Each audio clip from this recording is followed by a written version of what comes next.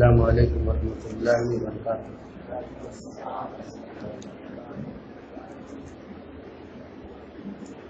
ان الحمد لله نحمده ونستعينه ونستغفره ونعوذ بالله من شرور انفسنا ومن سيئات اعمالنا، من يهده الله فلا مضل له ومن يضلل فلا هادي له، اشهد ان لا اله الا الله وحده لا شريك له واشهد ان محمدا عبده ورسوله۔ اعوذ بالله السميع العليم من الشيطان الرجيم، بسم الله الرحمن الرحيم۔ يا ايها الذين امنوا اتقوا الله حق تقاته ولا تموتن الا وانتم مسلمون۔ يا ايها الناس اتقوا ربكم الذي خلقكم من نفس واحده وخلق منا زوجها وبث منهما رجالا كثيرا ونساء، واتقوا الله الذي تساءلون به والأرحام إن الله كان عليكم رقيبا۔ يا أيها الذين آمنوا اتقوا الله وقولوا قولا سديدا يصلح لكم أعمالكم ويغفر لكم ذنوبكم، ومن يطع الله ورسوله فقد فاز فوزا عظيما، أما بعد فإن خير الكلام كلام الله، وخير الهدي هدي محمد صلى الله عليه وسلم، وشر الأمور محدثاتها وكل محدثة بدعة وكل بدعة ضلالة وكل ضلالة في النار۔ أعوذ بالله السميع العليم من الشيطان الرجيم، بسم الله الرحمن الرحيم۔ ومن أعرض عن ذكري فإن له معيشة ضنكا ونحشره يوم القيامة أعمى۔ معزز مکرم حاضرین، پردہ نشین خواتین ملت اسلامیہ، ہم تمام لوگوں کو بخوبی اس بات کا علم ہے کہ آج کی رات یہ عبادت کی ہے،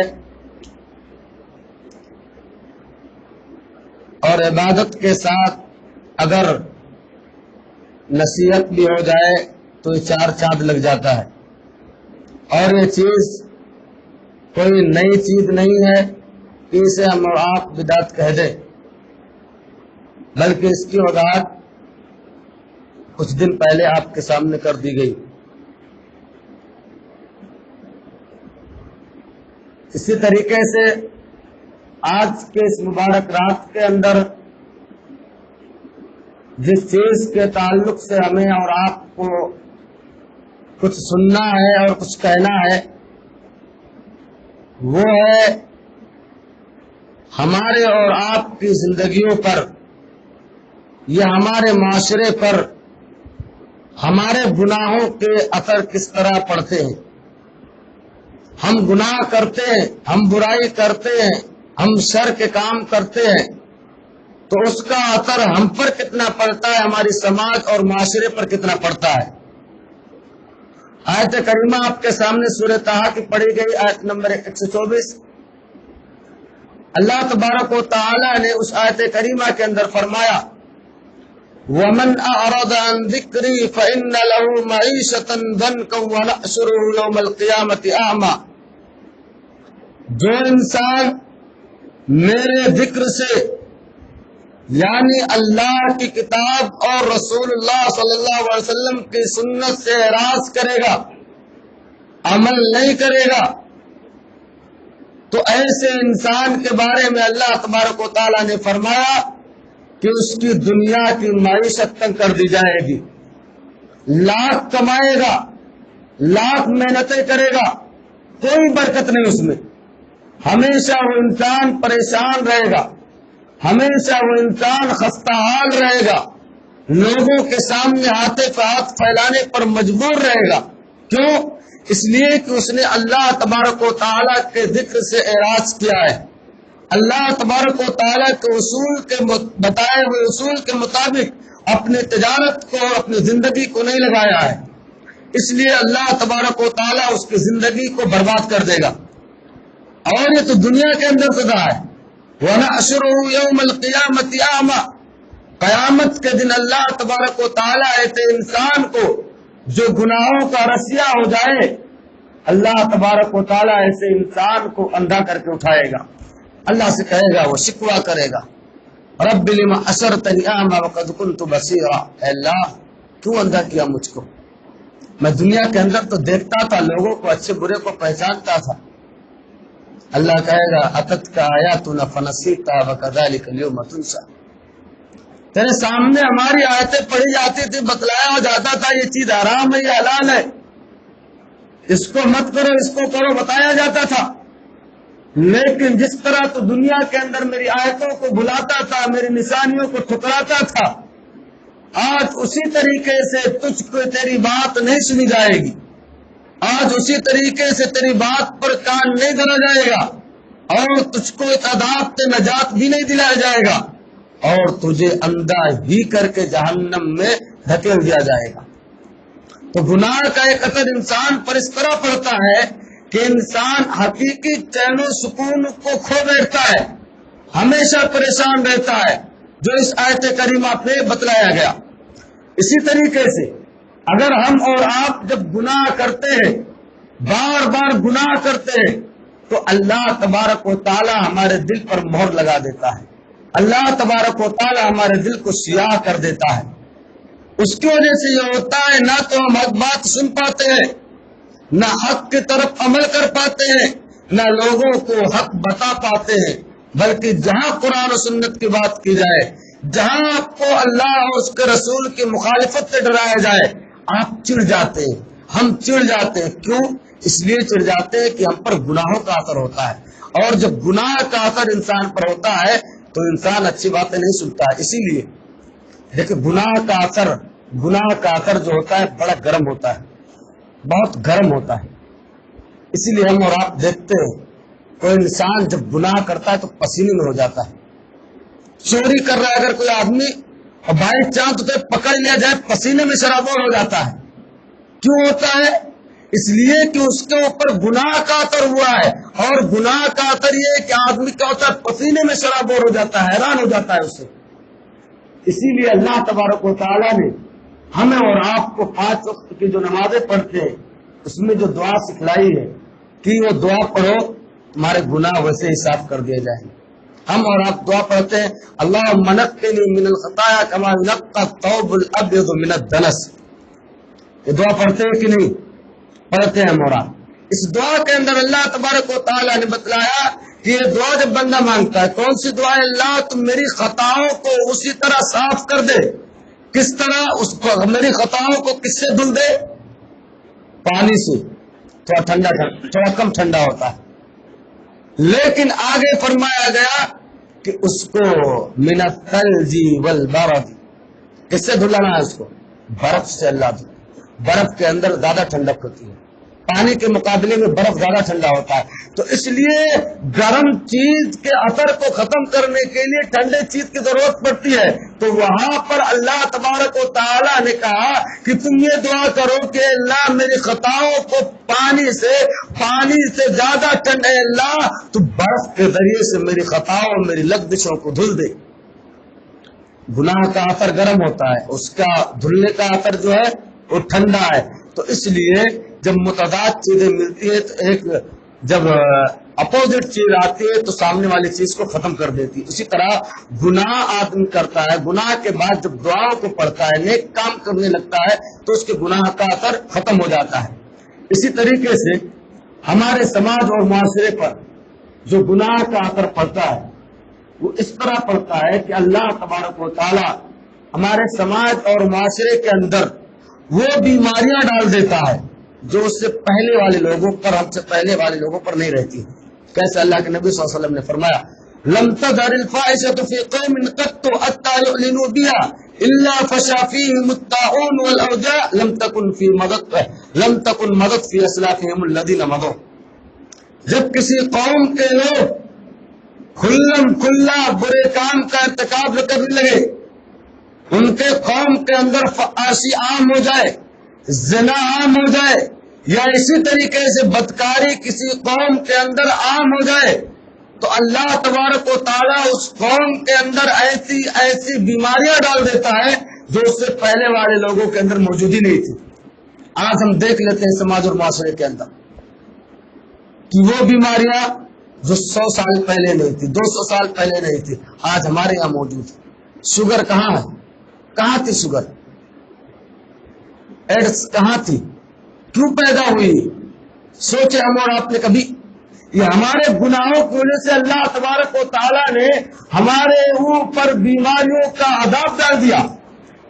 لہذا بیماریوں کا عذاب اسی وقت ہم اور آپ سے ختم ہو سکتا ہے جب اپنی قوم سے فحاشی کو، اپنی قوم سے زناکاری کو، اپنی قوم سے بدکاری کو نکال پھینکے، اپنی قوم کے اندر سے بے حیائی کو نکال پھینکے، تب جا کے ہمارے اور آپ کے قوم کے اندر اللہ تبارک و تعالی چین و سکون کی زندگی ہمیں اور آپ کو نصیب فرمائے گا۔ اسی طریقے سے جب ہم اور آپ اور سماج کے اندر دیکھتے ہیں تو گناہ کا ایک اثر یہ بھی ہوتا ہے کہ انسان جب گناہ کرتا ہے تو اس کے اندر سے حیا اور شرم نکل جاتی ہے، لاکھ سمجھاؤ کچھ نہیں نکلتی۔ اللہ کے نبی صلی اللہ علیہ وسلم نے فرمایا اذا لم تستحی فاصنع ما شئت، جب تمہارے اندر سے حیا اور شرم نکل جائے کچھ بھی کرو۔ آج دیکھ لو ہم اور آپ اپنے سماج اور معاشرے کے اندر کس طرح بے پردگی عام ہے، کس طرح بے پردگی عام ہے۔ کوئی کسی سے پردہ نہیں کر رہا ہے، چاہے دیور اپنے بھابھی کا معاملہ ہو یا سماج کے کسی بھی طبقے کا معاملہ ہو، ہماری خواتین کا معاملہ ہو، ہماری بہنوں کا معاملہ ہو، سب کو دیکھ لیجیے آپ، بے پردگی بالکل عام ہے۔ چہرہ کھول کے گھومنا اور گھمانا یہ ہماری سماج کا کلچر اور تہذیب بن چکا ہے کہ جب تک ہم انہیں چہرہ کھول کے نہیں گھمائیں گے، نمائش نہیں کرائیں گے، یا اسی طریقے سے گھر کے اندر بے پردگی نہیں ہوگی، ہمارا اور آپ کا گھر گھر نہیں کہلائے گا۔ ہم کو پتہ ہی نہیں چلے گا، سماج والوں کو پتہ ہی نہیں چلے گا کہ ان کے گھر میں بھی لڑکیاں ہیں، ان کے گھر میں بھی عورتیں ہیں۔ پردہ کرو، پردہ۔ ہماری خواتین کو چاہیے کہ اپنے گھروں کے اندر پردوں کو لازم پکڑے۔ اگر گھر سے نکلنا ہو تو پردے کا انتظام کر کے نکلے۔ بے پردگی جس قوم کے اندر ہوتی ہے اللہ تبارک و تعالیٰ اس قوم کے اندر عذاب کو بہت جلد نازل فرما دیتا ہے۔ آپ دیکھیں صحابیات کی سیرت کو پڑھیں۔ حضرت فاطمہ الزہرا، جانتے نبی کریم صلی اللہ علیہ وسلم کی بیٹی، کتنی باحیا تھی۔ ان کے انتقال کا وقت ہوا، اپنے شوہر سے کہتی ہیں اے علی اور اے میرے شوہر، جب میری وفات ہو جائے میرا جنازہ رات کی تاریکی میں نکالنا، میرا جنازہ رات کی تاریکی میں نکالنا۔ کیوں؟ جب ان سے پوچھا گیا کہ کیوں ایسا کہہ رہی ہیں تو کہتی ہے کہ میں یہ نہیں چاہتی کہ جب میرے جیتے جی کسی نے دنیا کے غیر مرد نے مجھے نہیں دیکھا تو یہ میں نہیں چاہتی کہ میرے مرنے کے بعد میرے جنازے کو لوگ دیکھیں، اس لیے رات کی تاریکی میں نکالیں۔ وہ بے پردگی تھی کہ وہ پردہ والی عورتیں تھیں۔ اسی لیے اللہ تبارک و تعالیٰ نے ان خواتین کو ہماری خواتین کے لیے نمونہ بنا دیا ہے کہ اگر تمہیں عمل کرنا ہے، اگر تمہیں اسوہ اپنانا ہے کسی کا، تو تم ازواج مطہرات اسی طریقے سے صحابیات کی زندگی کو اپناؤ اور اس میں دیکھو کہ کس طرح وہ پردے کیا کرتی تھی۔ تو اسی طرح جب کسی قوم سے حیا اور شرم کا جنازہ نکل جائے تو قوم کے لوگ جو چاہے جو کرے۔ آج ہمارے یہاں بے پردگی ہے، ہم اپنی آنکھوں سے دیکھتے ہیں، کچھ نہیں بولتے، ہم کچھ نہیں بولتے، بولنے کی طاقت بھی نہیں رکھتے کچھ لوگ۔ تو اس کا مطلب یہ ہوا کہ ہمارے اور آپ کے اندر سے حیا اور شرم جو ہونی چاہیے وہ نکل چکی ہے۔ حالانکہ اللہ کے نبی صلی اللہ علیہ وسلم نے فرمایا الحیاء شعبۃ من الایمان، حیا ایمان کا ایک شعبہ ہے۔ ایمان اگر انسان کو مضبوط کرنا ہے تو اسے باحیا بننا پڑے گا۔ اس کے اندر حیا اگر موجود ہے تو اس کے ایمان بھی مکمل ہے، حیا موجود نہیں ہے تو ایمان کے اندر نقص اور کمی ہے۔ لہذا ہمیں اور آپ کو چاہیے کہ اپنے ایمان کو اگر درست کرنا ہے یا اسی طریقے سے اپنے آپ کو درست کرنا ہے تو ہمیں اور آپ کو چاہیے کہ باحیا بنے، اور اپنے گھر کی خواتین کو بھی باحیا بنانے کی کوشش کریں اور ان کے درمیان حیا کو اور اسی طرح پردے کو لازم پکڑنے کو ان کو مجبور بھی کرے اور انہیں حکم بھی دے اگر آپ کی ماتحت میں آپ کی خواتین ہوں تو۔ اسی طریقے سے اللہ تبارک و تعالی نے فرمایا کہ جب یہ قوم مسلمان گناہ کرتے ہیں، غلط کام کرتے ہیں، تو کیا ہوتا ہے کہ ان کے گناہوں کی وجہ سے طرح طرح کی مشکلیں ان کے اوپر آتی ہیں، طرح طرح کی پریشانیاں ان کے اوپر آتی ہیں۔ اللہ تبارک و تعالیٰ نے فرمایا اصابکم من مصیبت فبما کسبت ایدیکم ویعفو عن کثیر، جو تمہارے اوپر مصیبتیں آتی ہیں، جو تمہارے اوپر پریشانیاں آتی ہیں، تمہارے ہاتھوں کی کمائی، تم نے اس کو لایا ہے۔ تم اگر غلط کام نہ کرتے تو اللہ کیوں عذاب دیتا؟ تم اگر غلط کام نہ کرتے تو اللہ تم پر ظالم حکمراں کیوں مسلط کرتا؟ تم اگر غلط کام نہ کرتے تو اللہ تبارک و تعالیٰ تمہیں پریشانی میں کیوں مبتلا کرتا؟ ما یفعل اللہ بعذابکم ان شکرتم وآمنتم، اگر تم اللہ کا شکریہ ادا کرتے رہو، اس کا اس پر ایمان لاتے رہو، تو اللہ کو کیا غرض ہے کہ تمہیں عذاب دے؟ اللہ کو کیا پڑی ہے کہ تمہیں عذاب میں مبتلا کرے، پریشانی میں مبتلا کرے؟ وَلَوْ يُؤَاخِذُ اللَّهُ النَّاسَ بِمَا كَسَبُوا مَا تَرَكَ عَلَىٰ ظَهْرِهَا۔ آپ نے سمجھا اس آیت کریمہ کو؟ اگر اللہ لوگوں کے چھوٹے چھوٹے گناہوں کا مواخذہ کرنے لگے تو اس کائنات میں چوپائے کے علاوہ کوئی بچے گا بھی نہیں۔ اگر ہمیں اور آپ کو اللہ تبارک و تعالیٰ ہمارے ایک ایک گناہوں پر پکڑ کرنے لگے، سزا دینے لگے، تو سوچ لیجئے کہ اس کائنات میں صرف پرندے اور چوپائے دکھیں گے۔ اللہ تبارک و تعالیٰ نے کہا کہ ہم تمہارے خطاؤں کو بہت ساری ویعفو عن کثیر، بہت ساری خطاؤں کو اللہ ویسے بھی معاف کر دیتا ہے، لیکن بطور یاد دہانی اللہ تبارک و تعالیٰ تم پر مصیبتیں مبتلا کرتا ہے تاکہ تم سدھر جاؤ۔ مومن وہ ہوتا ہے جس پر مصیبتیں آتی ہیں، جس پر پریشانیاں آتی ہے، تو کیا ہوتا ہے، وہ نکل آتا ہے اور اللہ کی طرف رجوع کر لیتا ہے۔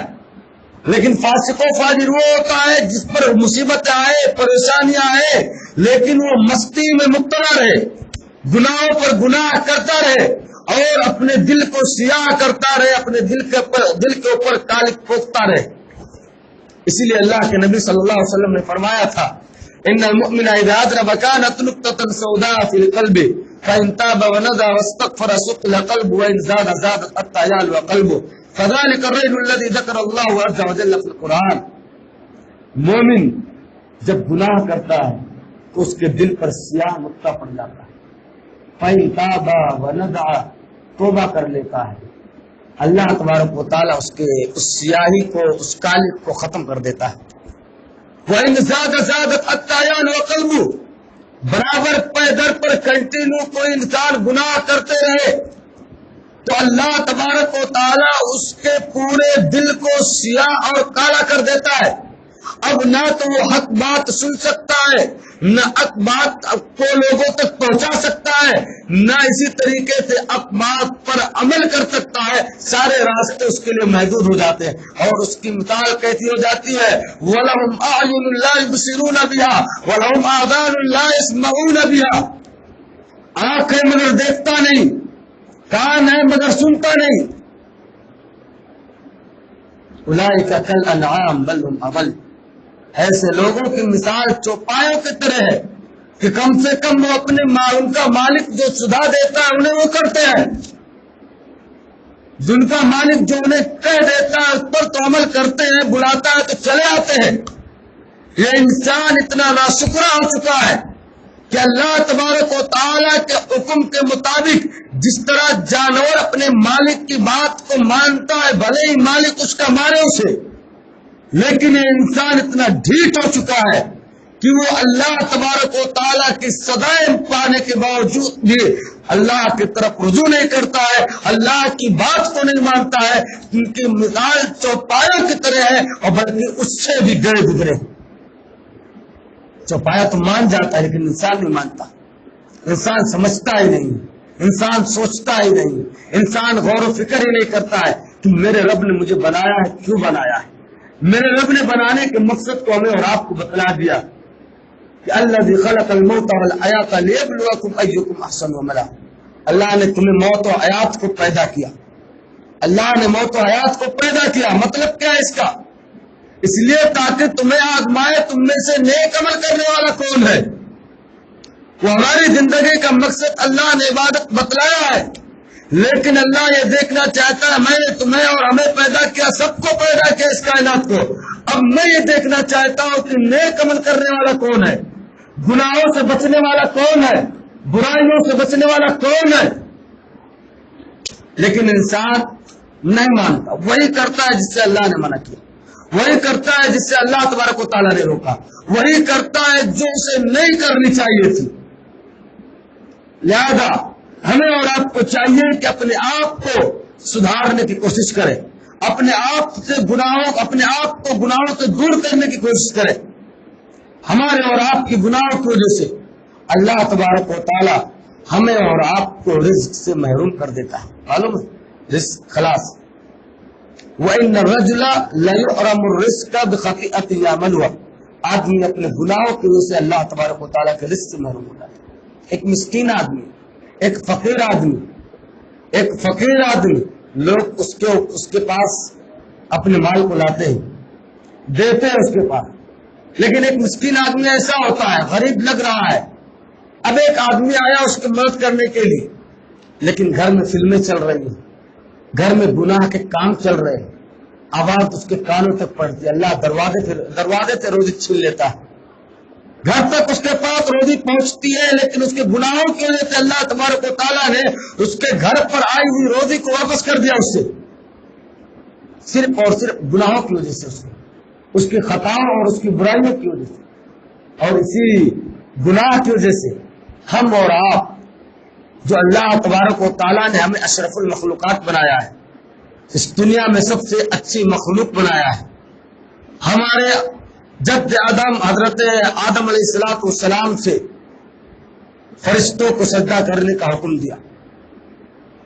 لیکن یہ انسان جب گناہ کرتا ہے تو اپنے رب کے یہاں اپنے مقام کو گرا لیتا ہے. اللہ کے نبی صلی اللہ علیہ وسلم نے فرمایا ایاک والمعصیہ فإن المعصیۃ اللہ سخط اللہ عز وجل.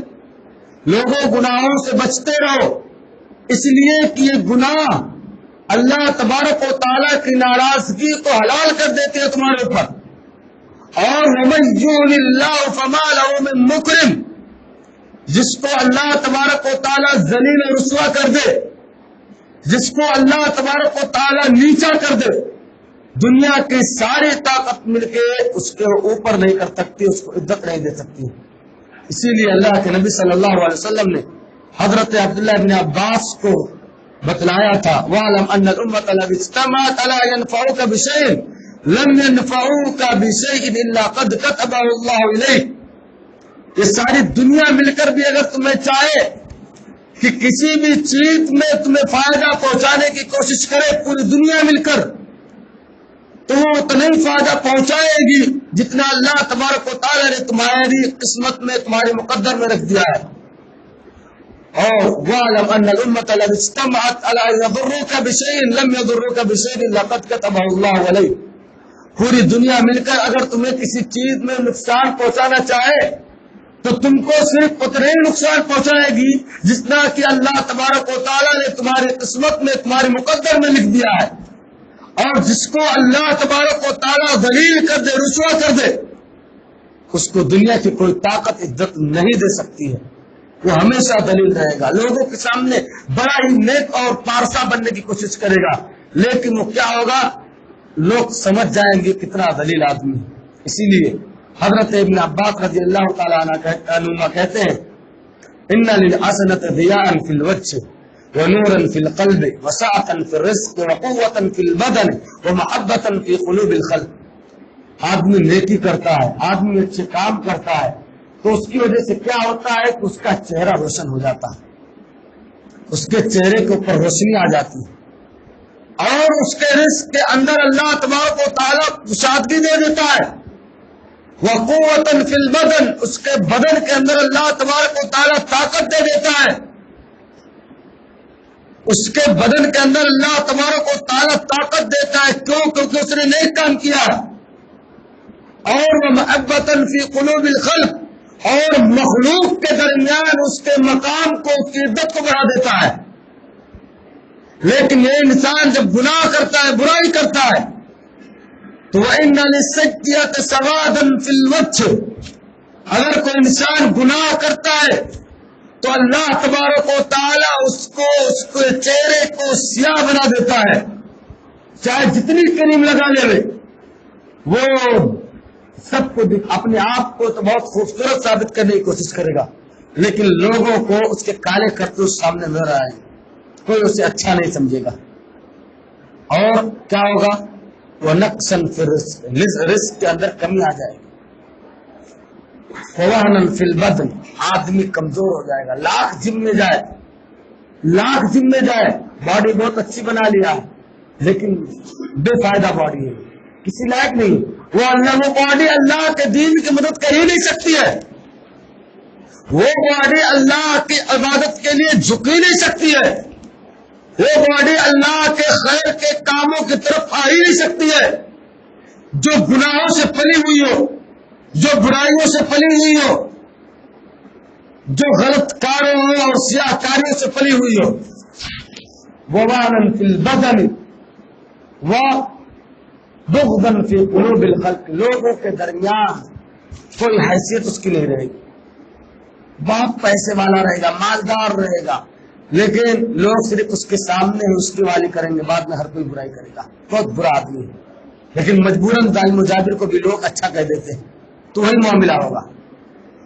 تو اسی طرح گناہ کرنے سے آدمی کے چہرے پر سیاہی پوتی جاتی ہے، آدمی کی کوئی وقت سماج اور معاشرے کے اندر نہیں رہتی ہے. اور اسی گناہ کی وجہ سے اللہ تبارک و تعالی آدمی کے اوپر، آج ہمارے اوپر بارش نہیں ہو رہی ہے. آپ دیکھو ایسے گاؤں کو، ایسے مکانات کو، ایسے ایریے کو دیکھو، خود اپنے ایریے کو دیکھو، 6 دن 7 دن ہفتہ لگ جاتا ہے پانی آتے ہوئے. کیوں؟ کبھی ہم اور آپ نے سوچا ہے کہ پانی کی تنگی کیوں؟ کبھی ہم اور آپ نے سوچا ہے کہ بارش کیوں نہیں نازل ہوتی ہمارے اوپر؟ سب جانتے ہیں کہ بارش کیوں نہیں ہوتی ہے. بھائی گناہوں کی وجہ سے نہیں ہوتی. اللہ کے نبی صلی اللہ علیہ وسلم نے فرمایا وَلَمْ يَمْنَعُوا زَكَاةَ أَمْوَالِهِمْ إِلَّا مُنِعُ الْقَطْرَ مِنَ السَّمَاءِ وَلَوْلَا الْبَهَائِمُ لَمْ يُمْطَرُوا. اگر تم لوگ زکات دینے سے رک جاؤ، اپنے مال کے حصے سے زکات کو نہ نکالو، غریبوں مسکینوں بیواؤں کے حقوق کو نہ ادا کرو، ان کے حقوق کو نہ ادا کرو جو سڑکوں پر رہتے ہیں، ان کے حقوق کو نہ ادا کرو جن کے پاس پہننے کا لباس نہیں ہے. آپ نے سوچا ہے آج کئی لوگ ایسے ہیں کہ روزہ رکھنے کے باوجود افطاری نہ پانے کی وجہ سے پھانسی لے لیے. سنا آپ اور آپ نے، آپ کے اسی شہر پونا کے اندر آپ کے قریب میں ایک عورت روزہ رکھنے کے باوجود افطاری نہیں پاتی ہے. وہ غربت و افلاس کا عالم یہ کہ افطار کا انتظام نہیں کر پاتی ہے. وہ عورت اپنے بچوں کے بھوکا پن کو نہیں دیکھ پاتی ہے، خودکشی کر لیتی ہے. سوچا ہے اور آپ نے؟ ہمارے قوم کے مالدار طبقے کے لیے سوال نشان ہے. ہمارے قوم کے مالدار طبقے کے لیے ذلت و رسوائی کا سبب ہے کہ ہماری قوم کے بچے، ہماری قوم کی عورتیں، ہماری قوم کی مائیں اور بہنیں کس حال سے اپنی زندگی گزارتی ہیں. غریب مسکین لوگ، آج ہم اور آپ اپنے مال سے زکات نہیں نکالتے ہیں. ہم اور آپ اپنے مال سے اللہ تبارک و تعالیٰ نے جو حق رکھا ہے مسکینوں کا، یتیموں کا، بیواؤں کا، ان کو نہیں دیتے ہیں. سڑی روٹیاں کھانے پر مجبور ہیں. آپ تو کھانا پھینک دیتے ہیں. ان سے پوچھو جو گٹر میں جا کے کھانے کو، روٹی کے ٹکڑے کو اٹھا کر کھاتے ہیں. ان سے پوچھو جو پتے اور چھال کھانے پر ابھی بھی موجود ہے. ابھی آج کچھ لوگ آئے ہوئے تو بیچارے برما کے، کیسی زندگی ہے ان کی، جنگلوں میں رہتے ہیں، جنگلوں میں رہتے ہیں، کھانے کے لیے کچھ نہیں ہے، پینے کے لیے کچھ نہیں ہے، کیا ہے، پتے کھاتے ہیں وہ لوگ، پتے کھا کر اپنی زندگی گزارتے ہیں۔ کئی لوگ جنگل میں مر گئے، سوچا ہم اور آپ زکات نہیں نکالتے، ان تک اپنے مال کو پہنچاتے نہیں، کیا اللہ تبارک و تعالیٰ ہم سے اور آپ سے اس تعلق سے نہیں پوچھے گا کہ میرے بندے بتا تو زکات نہیں نکالتا تھا، تیرے زکات نہ نکالنے کی وجہ سے میرے فلاں بندے نے مجبوراً پھانسی لگا لی، میرا فلاں بندہ بھوک کی وجہ سے مر گیا، کیا کیا تم نے؟ اسی لیے حدیث قدسی ہے، اللہ تبارک و تعالیٰ اپنے بندے سے کہے گا قیامت کے دن، اے میرے بندے میں بھوکا تھا تو نے مجھ کو کھلایا نہیں، بندہ کہے گا اللہ مذاق کرتا ہے مجھ سے، تو سب کو رزق دیتا ہو تو بھوکا تھا میں کھلایا نہیں تجھ کو، کیا تجھ کو پتا نہیں؟ اللہ کہے گا تجھ کو پتا نہیں میرا فلاں بندہ بھوکا تھا لیکن تو نے اس کو نہیں کھلایا، میں پیاسا تھا مجھ کو پلایا نہیں، پھر کہے گا اللہ تو مذاق کرتا ہے مجھ سے، تو پیاسا ہو سکتا ہے، کہے گا میرے بندے بتا کہ فلاں آدمی پیاسا تھا تو نے اس کو پلایا نہیں، تیرے پاس موجود تھا پھر بھی نہیں پلایا، تیرے پاس تھا پھر بھی نہیں کھلایا۔ تو اللہ کے نبی صلی اللہ علیہ وسلم نے فرمایا وَلَمْ يَمْنَعُوا زَكَاةَ أَمْوَالِهِمْ إِلَّا مُنِعُوا الْقَطْرَ مِنَ السَّمَاءِ، جب اس قوم کے لوگ گناہوں کے اتنا رسیا ہو جائیں کہ اپنے مال سے زکات نکالنا چھوڑ دے، ایسا سمجھے کہ زکات نکال لوں گا مال کے اندر کمی آ جائے گی، تو اللہ تبارک و تعالیٰ ایسی قوم کے اوپر سے اپنے بارش کو، باران رحمت کو ختم کر دے گا، مٹا دے گا۔ اگر اس دنیا کے اندر چوپائے نہ ہو، جانور نہ ہو، تو اللہ تبارک و تعالیٰ بارش نہ نازل فرمائے۔ سوچو کتنی زبردست بات اللہ کے نبی صلی اللہ علیہ وسلم نے، چوپایوں کی وجہ سے اللہ تبارک و تعالیٰ بارش نازل فرماتا ہے کہ کہیں میرے بے زبان مخلوق مر نہ جائے پیاسے۔ جب انسان زکات نکال کر اپنے بھائی کو نہیں کھلا سکتا ہے، اپنے مال سے اپنے بھائی کو پانی نہیں پلا سکتا ہے، تو میری بے زبان مخلوق کو کیسے پانی پلائے گا؟ سوچا ہے ہم نے کبھی؟ نہیں سوچا ہے۔ اسی کی سزا ہم اور آپ بھگت رہے ہیں کہ طرح طرح کی مشکلیں آتی ہیں، طرح طرح کی پریشانیاں آتی ہیں، طرح طرح کے مصائب ہمارے اور آپ کے اوپر آتے ہیں۔ تو اسی لیے ہماری اور آپ کی ذمہ داری اب بنتی ہے کہ ہم اور آپ گناہوں سے بالکل دور ہو جائیں، زکات نہیں نکالے، اپنے اموال کی زکات نکالے اور ان لوگوں تک پہنچانے کی کوشش کرے اللہ کے بندوں جو حقیقی مستحق ہے۔ مدارس و مساجد کو دینا، مساجد کو زکات تو دینا، مدارس کو دیتے ہیں زکات، دیجئے، کوئی پرواہ نہیں ہے، لیکن اپنی قوم، اپنے سماج کے ان فقیر اور محتاج لوگوں کو دیکھیے، پہلے ان کے حقوق کو ادا کر دیجئے، اس کے بعد یہ جب خوشحال ہو جائے تب کہیں اور آپ کا زکات اور آپ کے جو صدقات جانے چاہیے۔ یہ ایک تھیوری ہونی چاہیے ہمارے سماج کی، منظم بیت المال کا سسٹم ہونا چاہیے کہ سماج کے غریب اور پچھڑے لوگوں کو اتنا مال دے دیا جائے، اتنا مال ان تک پہنچا دیا جائے کہ وہ اگلے سال زکات دینے کے مستحق بن جائے، اتنا ان کو مضبوط کر دیا جائے۔ آپ کو معلوم ہے حضرت عمر بن عبدالعزیز رحمۃ اللہ علیہ کے زمانے میں اللہ نے ان کو برکت دی تھی ان کے سلطنت کے اندر، آپ اپنے بیت المال سے نکال کر قوم کے فقیروں اور مسکینوں کو پیسہ دیتے تھے، وہ بزنس کرتے تھے، جو آج زکات کے مال سے بزنس کرتے تھے کل وہ زکات دیتے تھے، اگلے سال آ کے وہ زکات دیتے تھے ان کو۔ اور ایک وقت ایسا آیا کہ لوگ زکات کے مال کو لے کر پہنچے تھے، بھائی لے لو زکات نہیں لوں گا میں خود، آپ کو چاہیے تو مجھ سے لے لوں، ایسا معاملہ ہوا تھا۔ سوچا ہم نے اور آپ نے اپنے سماج اور معاشرے کے مساکین غربا کا زیادہ خیال کیا جائے، پہلے ان کا، اسی لیے آپ کو معلوم ہوگا نبی کریم صلی اللہ علیہ وسلم کے ایک حدیث دیکھ کتنی جامعیت ہے۔ حضرت ابو ذر سے فرمایا تھا آپ نے ایا ابا ذر اذا طبخت مرقۃ فاكثر ماء وطاعت جيرانك، ابو ذر جب سالن پکاؤ نا تو اس میں پانی زیادہ ڈال دو، اپنے پڑوسی کا خیال۔ سوچا ہے اپنے حدیث کا مفہوم کیا ہے؟ کیوں آپ نے ایسا فرمایا؟ کیوں آپ نے ایسا فرمایا؟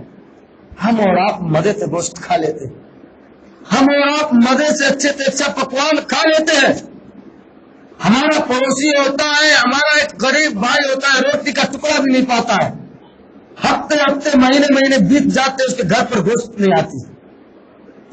جب سالن بناؤ تو سالن میں پانی زیادہ کر دو، کم سے کم اگر تم نے گوشت کھا لیا تو اپنے پڑوسی کے یہاں سالن پہنچا دو، تاکہ کم سے کم گوشت کا مزہ اس کو بھی مل جائے۔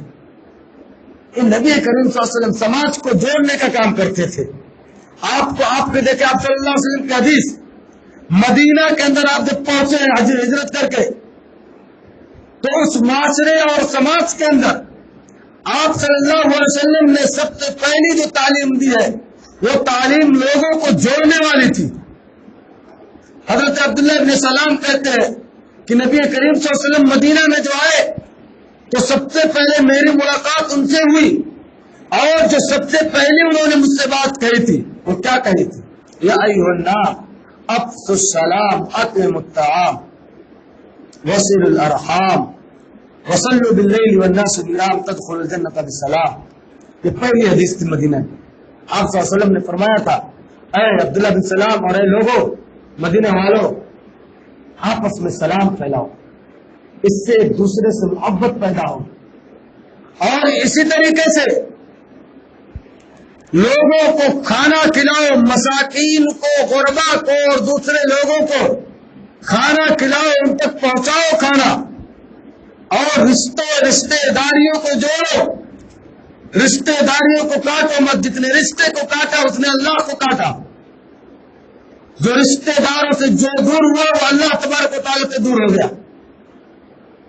اور رات کی تاریکی میں جب لوگ سو رہے ہو، نماز پڑھو، اللہ سے رو، گڑ گڑاؤ، اپنے گناہوں کی معافی مانگو۔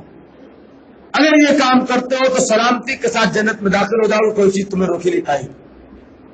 یہ کام کرنا ہے، آپ نے سماج کو جوڑنے کے کام کیا تھا، لہذا ہماری اور آپ کے زیادہ تبھی بات تو کروں گا میں نہیں، تو لہذا ایسے وقت میں ہماری اور آپ کی ذمہ داری بنتی ہے کہ ہم اور آپ آج کے مقدس رات ہے، ہو سکتا ہے کہ یہی 83 سال کی عبادتوں سے بہتر والی رات ہو، تو لہذا اس رات کے اندر اپنے گناہوں سے توبہ کرو، اپنی خطاؤں سے توبہ کرو، اور اللہ کے حضور دعا کرو کہ بار الہ جب تک اس دنیا میں رہیں گے کبھی گناہ کے قریب نہیں جائیں گے۔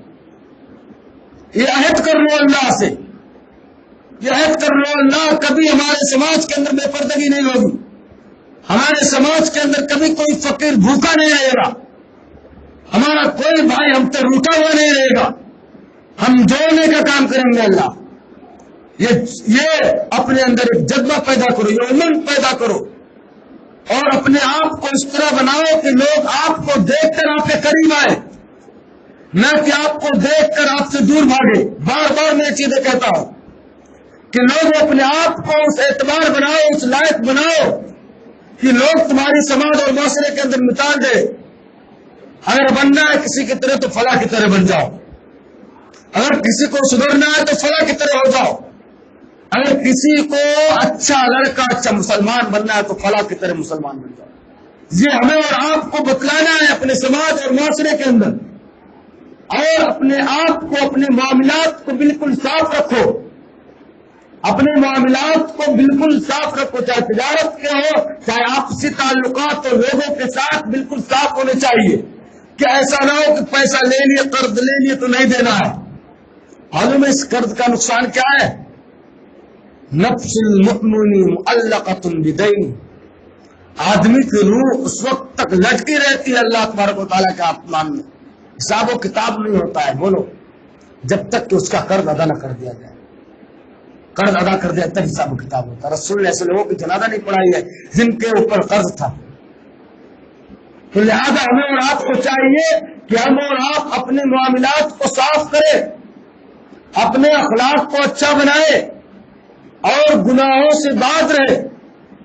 انشاءاللہ اگلے تقراتوں میں منظم طور پر آپ کے سامنے باتیں کی جائیں گی موضوعات کے تعلق سے۔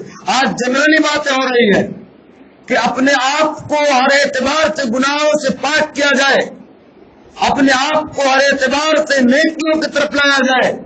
کوئی برائی دیکھو اپنے بھائی کے اندر اصلاح کی کوشش کرو، اچھے انداز سے، ڈانٹو مت اسے، جھڑکو مت اسے۔